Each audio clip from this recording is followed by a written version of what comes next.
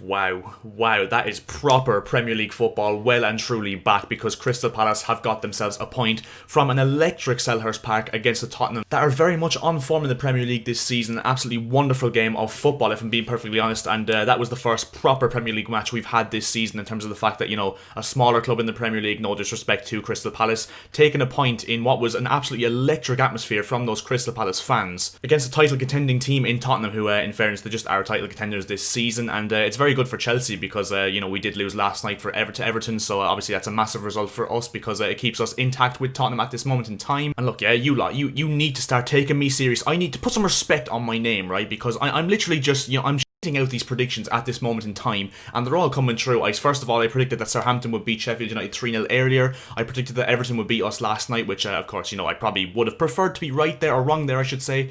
But I predicted that Palace would draw 1-1 with Spurs today at Selhurst Park, which of course did happen in the end, so put some respect on my name, But overall, the first thing I want to say, Vicente Guaita, what an incredible performance. That is one of the best goalkeeping displays I've ever seen in Premier League history, and yes, he was probably at fault, well, not probably, he was definitely at fault for the Spurs goal, but absolutely incredible amounts of saves, even before and after that goal. Especially the one from Eric Dyer in injury time. That is one of the best saves I've seen hands down. That is an incredible stop. And overall, I feel like a point was massively deserved. I thought Spurs controlled the game for the most part in the first half, and then once they went 1-0 up, they did their typical Mourinho thing of sit back and just try and play it out, which wasn't going to work against this Palace side who had the fans on their side, and normally when they do go 1-0 down, they fight, and they're very, very tenacious side. They're very decent going forward as well. And overall, they very much deserved it, because Kane's goal, was, as I said, Guaita probably was at fault for that, but my God, did he make up for it with the saves he made before and after that as well, which is just absolutely incredible, as I said. And Palace, as I said as well, definitely deserved to get their equaliser. It was quite a scrappy goal in the end. It was a typical Palace goal, if I'm being honest, a set piece that just rebounded straight to Schlupp, who put it into the net. And to be honest, I think Spurs were actually quite lucky to get away with the point, because although after the goal they did kind of dominate the game, I think Palace had some very decent chances of their own before and after Schlupp's goal as well. So overall, I'd say a point is,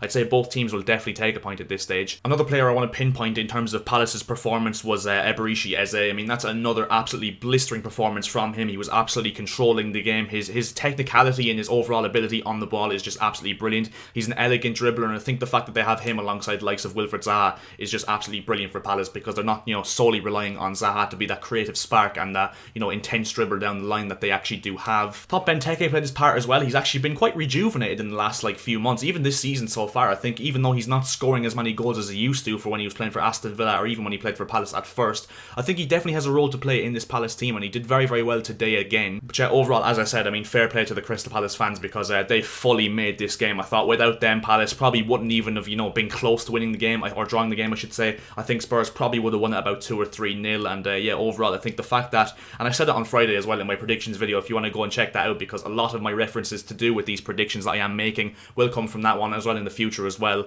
I said on Friday in my predictions that Selhurst Park, particularly the smaller stadiums in the Premier League, they will give the 2,000 fans a lot more of an advantage, and the clubs that do have smaller stadiums in the Premier League will have a lot more of an advantage with the fans coming in their short numbers, because obviously there's less space to fill up, and Palace will be a lot better advantage than the likes of West Ham in the London Stadium, where there's only 2,000 fans in a massive stadium. And that is why I think that the smaller clubs like the likes of Palace, I'm not saying smaller clubs, I mean smaller stadiums like Palace, even Everton last night, Fulham as well, who were playing Liverpool after this, I think they have a massive advantage in terms of the 2,000 fans, because as I said, smaller grounds will equal to better atmospheres. But massive result for me as a Chelsea fan, because of course, as I said, we did lose 1-0 to Everton last night, and not a bad point in the end for Spurs, because overall I think going to Palace, especially with the 2,000 fans, as I keep mentioning, a hostile ground, and Palace fans are heavily renowned for having a very good atmosphere when they actually attend the games. I think it's not a bad point in the end for Spurs, and they do go into the game at Liverpool on Wednesday night. That is going to be an absolutely huge game, because I think whoever wins that is probably the title favourites, if I'm being honest. Which I think Spurs still do stay top for now. I think Liverpool will probably beat Fulham, even though if you guys watch the channel, you'll know I'm a massive fan of this Fulham team, but I think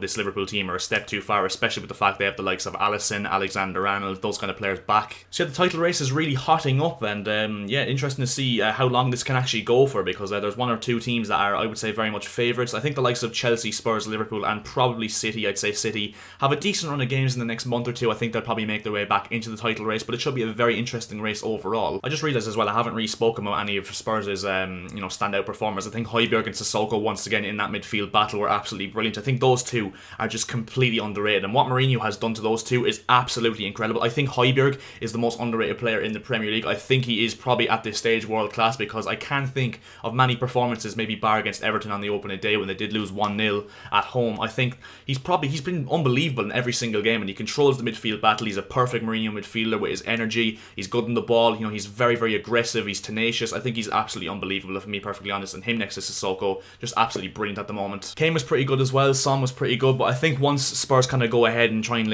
sit back, I think Kane and Son are less effective only when they're on the break, and that's why I think that they kind of disappear towards the end of the game, which I think will be a regular thing when Spurs do go ahead in games. But overall, not a bad performance from Spurs whatsoever. I think that Mourinho does kind of lack in this Spurs team the ability to kill games off, especially against the smaller teams, because Spurs really should have gone for the broker and tried to score 2 or 3 against this Palace side to kill them off. But yeah, in the end, it just feels really good to have a proper Premier League fixture at long last this season, because I did say as well, I haven't said it on YouTube or Twitter, but I was thinking to myself, the Premier League has, kind of died off in recent weeks. I mean, the start of the season was absolutely unbelievable. There was goals galore. I think on the second or third game week of the season, I think the all-time goals record for a weekend was broken, and in the last 3 or 4 weeks, it's kind of died down a bit. There's not been as much goals, there's not been as much excitement, and I think today was a perfect example of why the fans are needed in the Premier League as much as any other league in the world, because I think the fans really do drive the entertainment, especially watching it as well. So yeah, overall, not a bad game whatsoever. Which that is where we're going to leave this video. So if you did enjoy the video, make sure to drop a like on the video. 15 likes will be massively appreciated by myself, and also make sure to subscribe to the channel if you are new, because we are closing in on 800 subscribers. So if you could subscribe, it costs you absolutely nothing and would make my day. So win-win situation there. But yeah, I'll see you guys in the next video. See ya.